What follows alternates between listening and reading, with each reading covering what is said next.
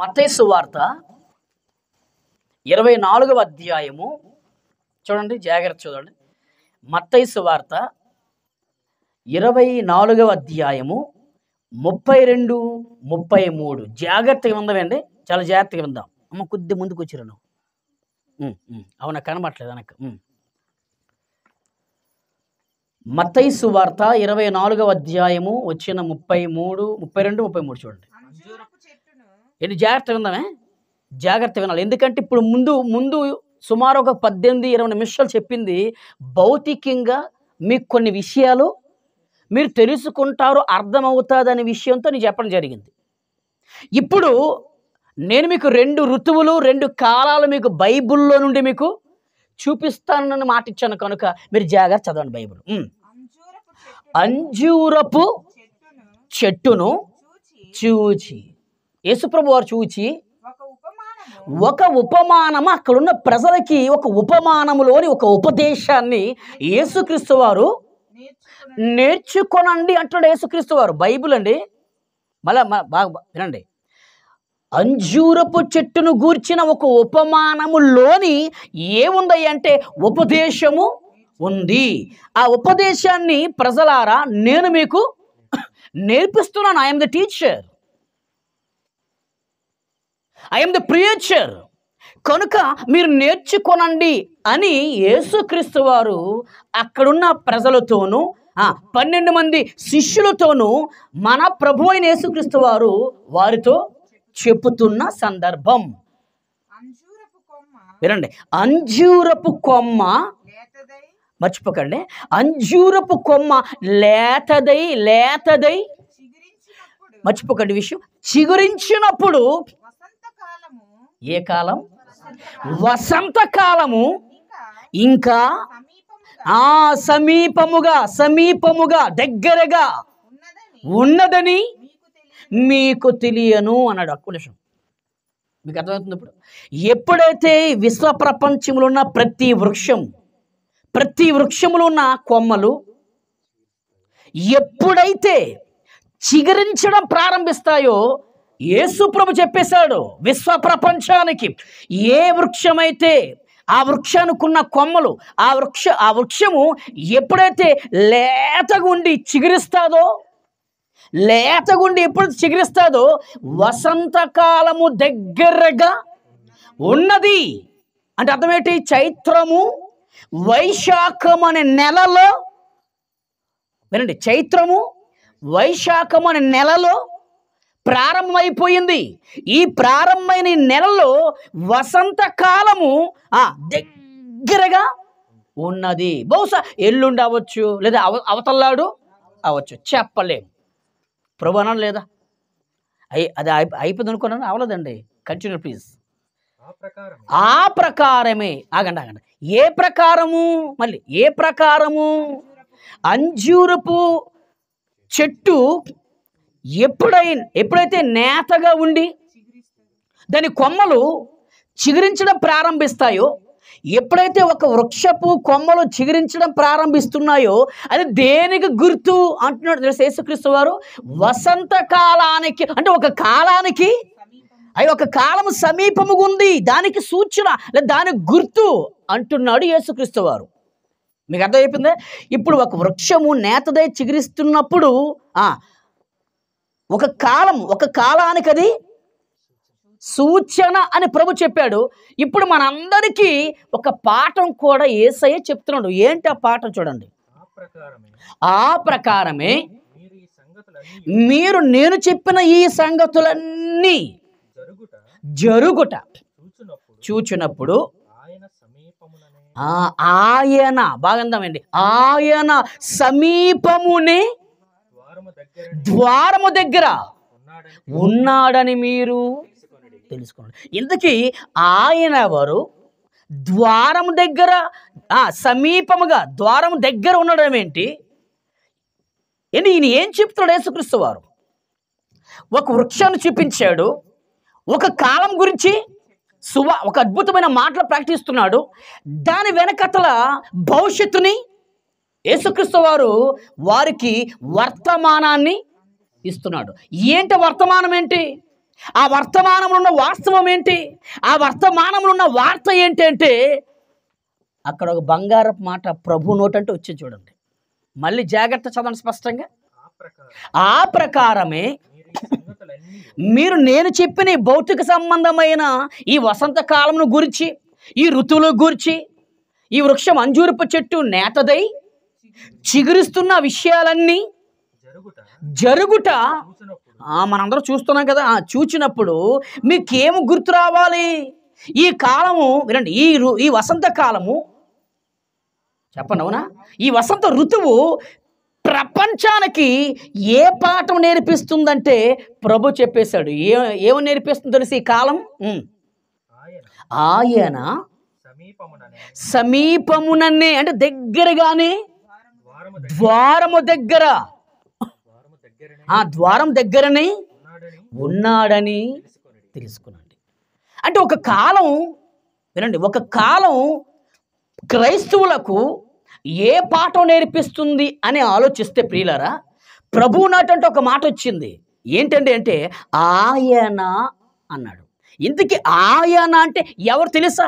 యేసుక్రీస్తు వారు గురించి ఆయనే తానే తన గురించి ఆయన రెండవ రాకడ గురించి చెప్పుతున్నాడు. That is Bible.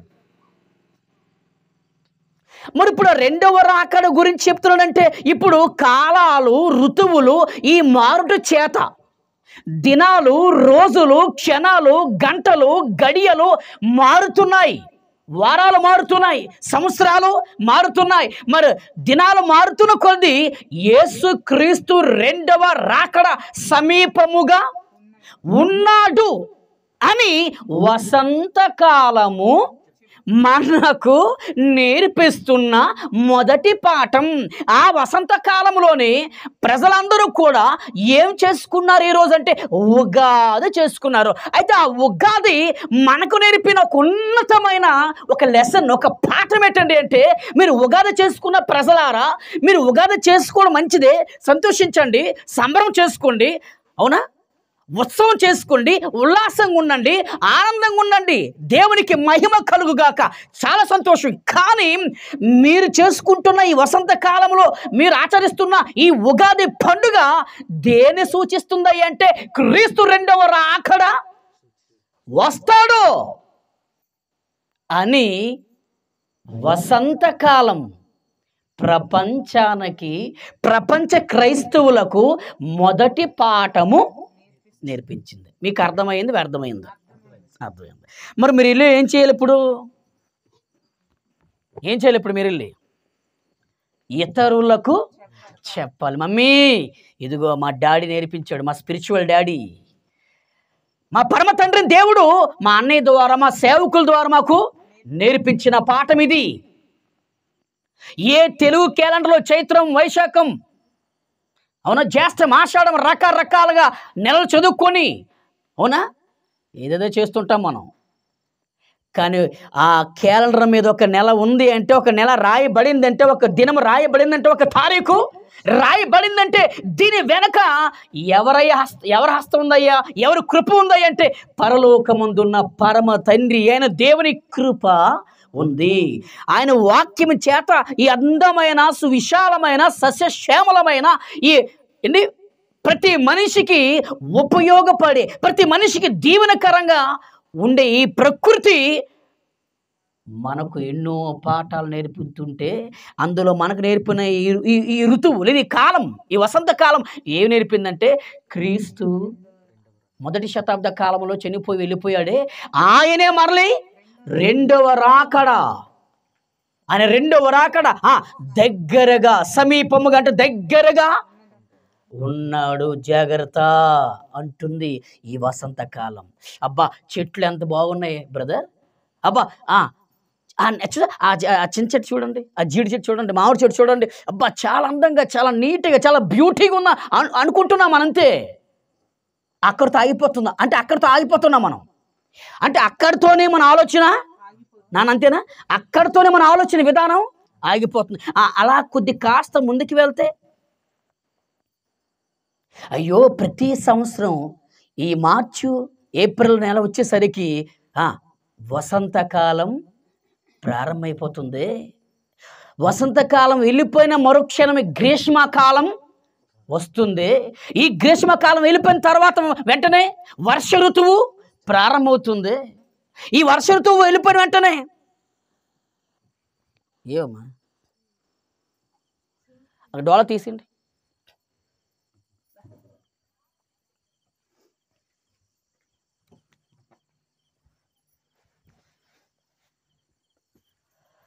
ఈ వర్ష ఋతువు వెళ్ళిపోయిన వెంటనే శరత్ ఋతువు ప్రారంభమవుతుంది. ఈ శరత్ ఋతువు పోయిన వెంటనే హేమంత ఋతువు ప్రారంభమవుతుంది.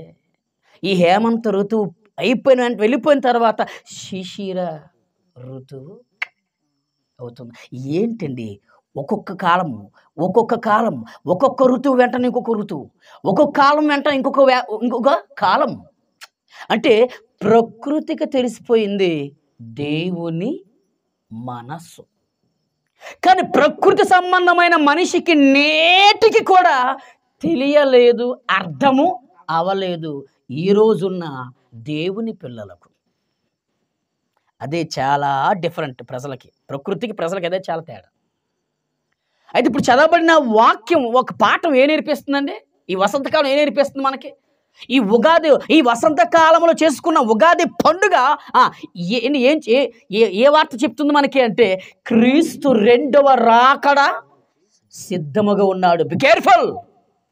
ఆ క్రీస్తు రెండవ రాకడ దగ్గరలో ఉన్నాడు, సమీపంగా ఉన్నాడు. కనుక సంఘమా, క్రైస్తవ్యమా, దేవుని పిల్లలారా, మీరందరూ కూడా బుద్ధి కలిగిన 5 కన్యకల వలె మీరు కూడా మీ హృదయాలని వాక్యం చేత వెలిగించుకొని సిద్ధపాటు కలిగి ఉండండి.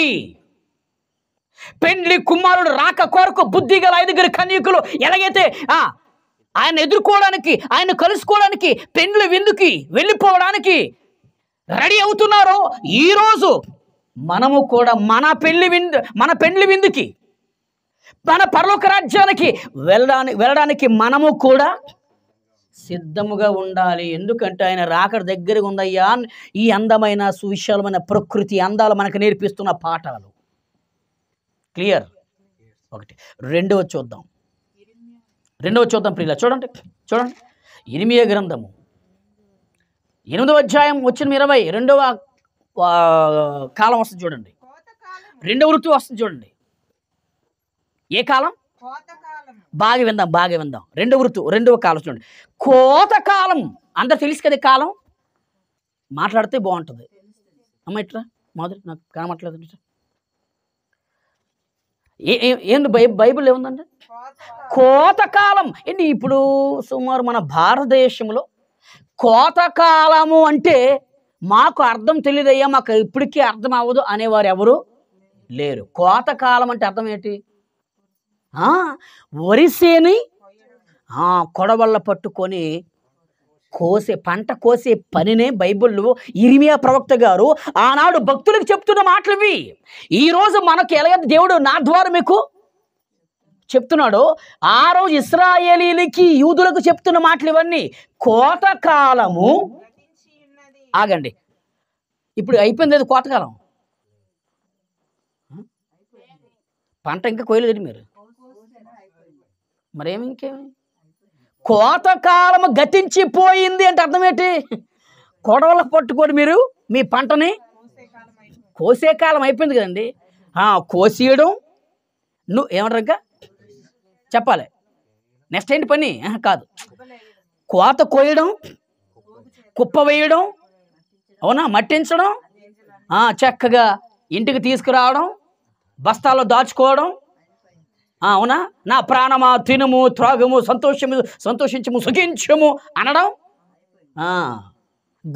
దేవుడు గుర్తు రాకపోవడం, దేవుడు గుర్తు లేకపోవడం, వాక్యం గుర్తు లేకపోవడం, పాస్ అసలు గుర్తుండాలండి.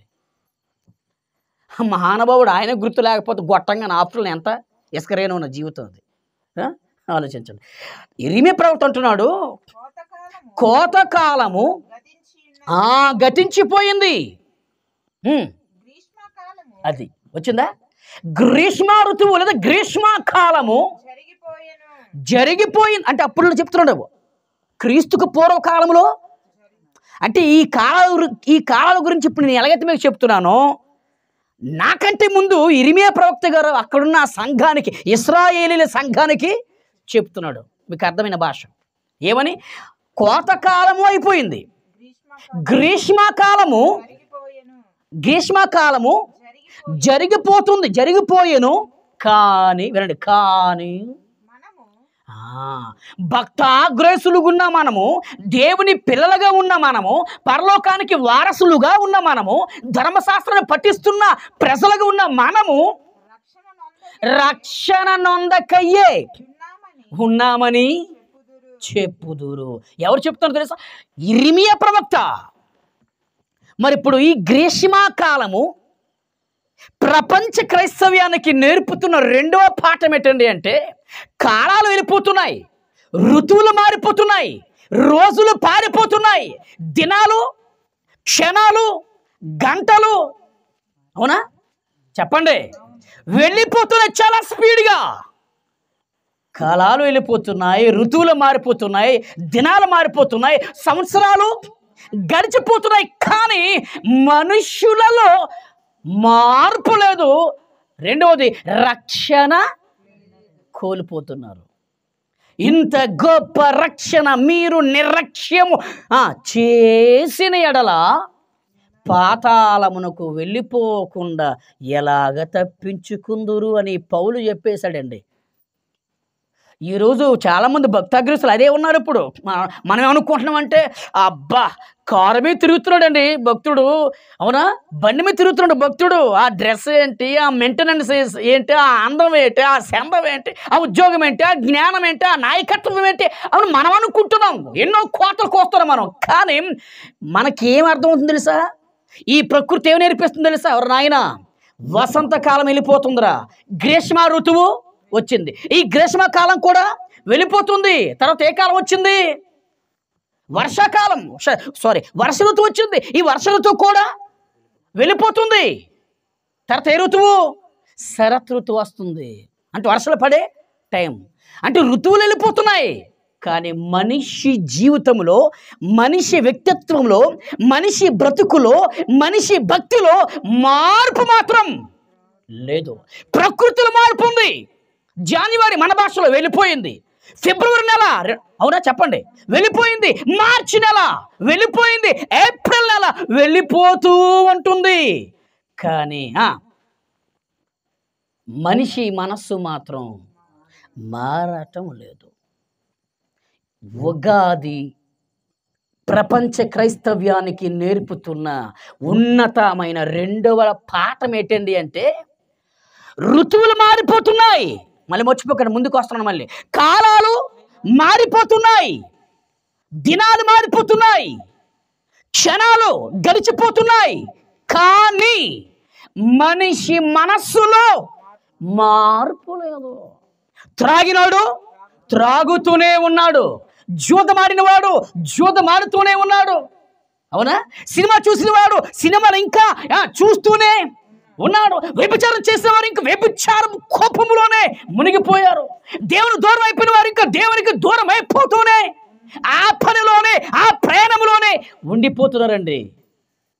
ఇది ఎక్కడ న్యాయం? ఇది ఎక్కడ ధర్మం? చెప్పండి. క్రైస్తవ్యమా?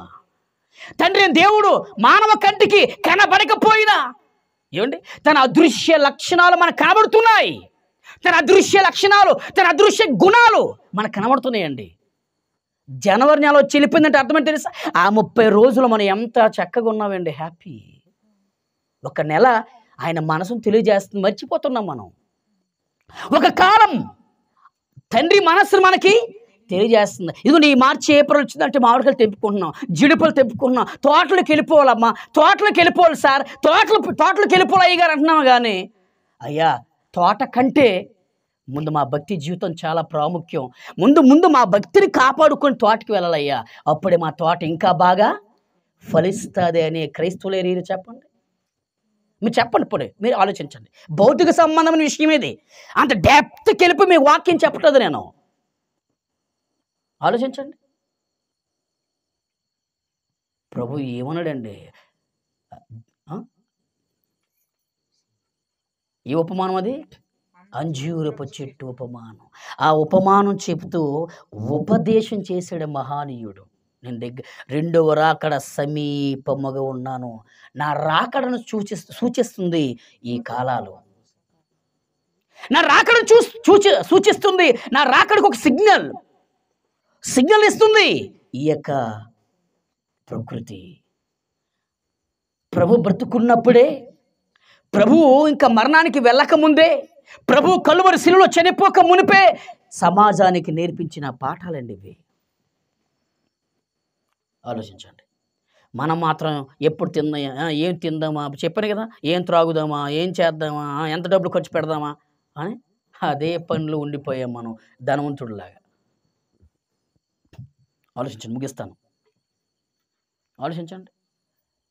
ప్రకృతిలో మార్పులు చూడండి. ఆ ప్రకృతిలో మార్పు గురించి ప్రసంగి భక్తుడు ఏమన్నాడు తెలుసా? సూపర్ అన్నాడండి బైబిల్ మహానుభావుడు. ప్రసంగి గ్రంథం చూడండి, 1వ అధ్యాయం చూడండి, వచ్చిన 8 ప్లీజ్ చూడండి, మీరు వినండి. ఎడతెరిపి లేకుండా వర్షం పడిపోతుంది అంటాం లేదు మనం, చెప్పాలా నాన్న? ఎడతెరిపి లేకుండా ఎండ గట్టిగా కాస్తుంది. అబ్బాబాబా, అవునా చెప్పాలి. ఎడతెరిపి లేకుండా అలా తింటూనే, నాన్న గ్యాప్ ఇవ్వరా అమ్మా, గ్యాప్ ఇవ్వే తెల్లే. ఈ ఎడతెరిపి అంటే అర్థం ఏంటి? ఎడతెరిపి అంటే గ్యాప్ లేకుండా, ఖాళీ లేకుండా కుమ్మేస్తారంటే చాలామంది. నిజమేనండి, నా బైబిల్ చెప్తుంది. ఎడతెరిపి లేకుండా, గ్యాప్ లేకుండా, ఖాళీ లేకుండా సమస్తము జరుగుచున్నవి. బైబిల్ సమస్తము ఎడతెరిపి లేకుండా. ఇంకా బాగా చెప్తాను, మీ భాషలో చెప్తాను. తూర్పు దిక్కున సూర్యుడు ఉదయిస్తున్నాడు. వినండి, రోజు ఉదయిస్తున్నాడా? లేకపోతే ఒకవేళ ఏమైనా సూర్యుడికి ఏమైనా సెలవు ఉందా? చెప్పండి గట్టిగా. అవునా? ఆలోచించండి. గాలి రోజు వీస్తుందా? లేకపోతే వారానికి ఒకసారి వీస్తుందా? సముద్రం ప్రతిరోజు కూడా ఉప్పొంగుతుందా? లేకపోతే ఒకరోజు ఉప్పొంగి పరుగుపోతుందా? సముద్రం రోజు ఉప్పొంగుతుంది. అవునా? నదుల్లోని నీరు, పిల్ల కాలువలో ఉన్న నీళ్ళు, డాములో ఉన్న నీళ్ళు రోజు చెప్పాలి గడ్డలో ఉన్న నీళ్ళు రోజు ప్రవహిస్తున్నాయా? కాలు పీగుతున్నాయని దేవుడా నేను ఆగిపోతున్నా అంటున్నాయా?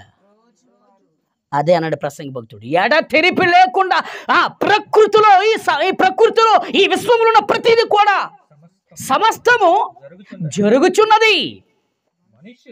ఏంటి? ఆ మనుష్యులు మాత్రం వివరించలేమండి, మేము వివరించలేము. కానీ మనం మాత్రం మనం కట్టుకున్న ఇల్లు గురించి వివరిస్తాం, మనం వేసుకున్న బట్టల గురించి వివరిస్తాం, మనం పెట్టుకున్న బంగారం గురించి వివరిస్తాం. కేడియం ఎంత, అవునా? అవేందుకే అండి, ఎంత వెండి బంగారం ఉన్న నా ప్రభు చెప్పినట్టుగా ఏంటి, అక్కడ లోకమంతా సంపాదించి తన ప్రాణమును పోగొట్టుకుంటే నా ప్రభు ఎందుకు? నువ్వు జోబులో కూడా నా ప్రభుకి రండి, నా జోబులో ఎంతో కొంత ఉన్నాయి, కానీ నా యేసుక్రీస్తు వారి జోబులో ₹1 కూడా ఒక అనా కూడా లేదండి నా ప్రభు, ఒక నాణ్యం కూడా లేదు నా ప్రభు జోబులో. ఎందుకు ప్రభు అంటే, ఇది శాశ్వతం కాదురా తమ్ముడా అన్నాడు ప్రభు. అందుకే చాలామంది ప్రయాస పడిపోతున్నారు పాపం, దేవుడు దూరం అయిపోయి, ప్రభుకి దూరం అయిపోయి, పాఠశాలకు దూరం అయిపోయి, పాఠాలకు దూరం అయిపోయి. అవునా? సంపాదించేద్దాం. ఏం సంపాదిస్తాం మనం? పేరా, ప్రఖ్యాతయా, ప్రజ్ఞ, జ్ఞానమా, ఆస్తుల, రాజకీయ పలుకుబడా? ఎన్ని సంపాదించినా నాకంటే ముందు ప్రభు చెప్పాడు, మీరు ఎన్ని సంపాదించినా చివరికి మీ ప్రాణం పోతే మీరు సంపాదించినవి మీకు ప్రయోజనము, నో బెనిఫిట్ అనేసాడు. ఆలోచించండి. కనుక ప్రభుని ప్రేమ దేవుని వల్లారా ఆలోచించండి. ప్రకృతులన్నీ మారేయండి. ప్రకృతిలో కాలాలు మారుతున్నాయి, ఋతువులు మారుతున్నాయి, రోజులు మారుతున్నాయి, దినాలు మారుతున్నాయి, నెలలు మారుతున్నాయి, సంవత్సరాలు మారుతున్నాయి. కానీ మనిషి మనసు మాత్రము మారటం లేదండి. మనిషి మనసు, మనిషి క్రియలు, మనిషి భక్తి, మనిషి ప్రేమ, మనిషి వ్యక్తిత్వం, మనిషి అడుగుజాడలు అవునా? మనిషి మాట తీరు, మనిషి యొక్క నడవడిక ఏవీ మారటం లేదు. ఉగాది పండుగ నేర్పిస్తున్న ఉన్నతమైన పాఠాలు ఇవి 3 అయిపోయి 3 పాఠాలు. 1, క్రీస్తు రెండవ రాకడ గురించి చెప్పండి. క్రీస్తు రెండవ రాకడ గురించి నేర్పిస్తుంది ఈ వసంత కాలములో ఉగాది పండుగ. రెండోది మనిషి మార్పు చెందాలి, రక్షణలో ఎదగాలి. మనిషి మార్పు చెందాలి, రక్షణలో ఉండాలి, రక్షణ కాపాడుకోవాలి. రక్షణను ఎవరైతే కాపాడుకోకుండా వారికి నచ్చినట్టు ఉంటారో ప్రియులారా, వారే భ్రష్టులు. రక్షణ కోల్పోయిన వారు, ఆ రక్షణలో క్రీస్తు త్యాగం ఉంది, ఆ రక్షణలో క్రీస్తు బలియాగం ఉంది, ఆ రక్షణలో క్రీస్తు రక్తం ఉంది, ఆ రక్షణలో క్రీస్తు చెమట ఉంది, ఆ రక్షణలో క్రీస్తు కన్నీరు ఉంది. అంటే ఆ క్రీస్తుని మనం ఏం చేస్తున్నాం అంటే మరలా సిలువ వేసి చంపేస్తున్నామండి ప్రభువుని. అంటే మనుషులు ఎంత మార్పు లేదో, ఎంత భ్రష్టుడైపోయాడో, ఎంత పాపి అయిపోయాడు మీరు ఆలోచించండి. 3వ పాయింట్ ఏంటంటే ప్రతి క్రైస్తవుడు భక్తి జీవితంలో, ఆత్మీయతలో, ప్రేమలో, వ్యక్తిత్వంలో చిగురించాలి. That is Bible. చిగురించాలి, నెక్స్ట్ ఫలించాలి, ప్రతి ఒక్కరికి ఆశీర్వాదకరంగా ఉండాలి. ఒక వృక్షం చిగురిస్తుంది, పాయింట్, అవునా? ఫలిస్తుంది, అవునా?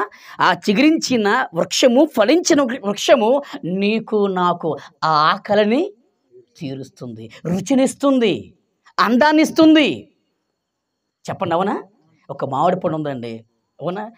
మేము తినమండి మామిడి పండు, అసలు మామిడి పండు ఏంటో తెలియదు, మాకు తెలియదండి, అసలు మామిడి పండు మా చిన్నప్పటి ఇప్పటి వరకు అసలు తినలేదండి, అసలు ఏటయ్య గారు అంటారా?